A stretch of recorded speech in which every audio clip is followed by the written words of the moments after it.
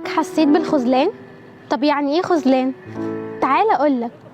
هو شخص بيسيبك في وقت انت كنت واثق فيه ومحتاج له في بعض الاوقات، وكمان هو شخص لو اتعرض للظلم مش بيلاقي حد يكون جنبه او انه يقف جنبه ضد الشخص الظالم.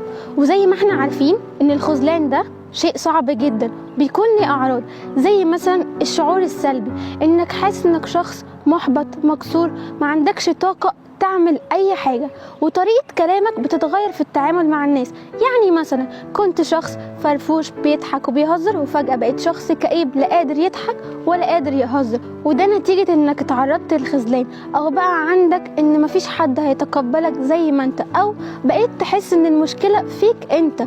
وكمان بيأثر عليك في النوم، يعني بيأثر عليك بشكل سلبي، انك من كتر التفكير ما بقيتش قادر تنام. وكمان سوء التغذية بيخليك تفقد شهيتك، او انك تنتقم من نفسك. ايوه، تنتقم من نفسك في انك تمنع الاكل خالص، او يا اما تزود الاكل بطريقة مفرطة فيأثر على صحتك. وكمان بيأثر عليك في التفكير، انك دايما بقيت شخص مشتت، ده بيخليك انك مش عارف تاخد قرار او تتعايش مع الواقع اللي انت فيه، ودايما في قلق وخوف، وحاسس بالغدر في اي لحظة من اي حد او من شخص قريب منك.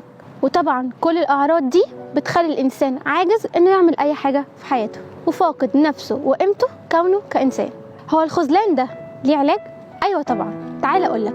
اول حاجة انك تشارك زعلك مع شخص بتحبه او شخص قريب منك، او تكتب في النوت بتاعتك، وتحاول تدعم نفسك او تقرب من ناس تدعمك. حاول تعيد التفكير في حالتك النفسية، انك مثلا لو استمريت في الزعل ده تستفاد ايه؟ مش هتستفاد حاجة غير انك هتضر نفسك وبس، او انك تروح الجيم، تلعب انشطة رياضية او ترفيهية. خليك دايما شخص ايجابي متفائل واثق من نفسه، خفف من التوتر اللي عليك، ولو معرفتش تعمل كده روح لدكتور نفسي.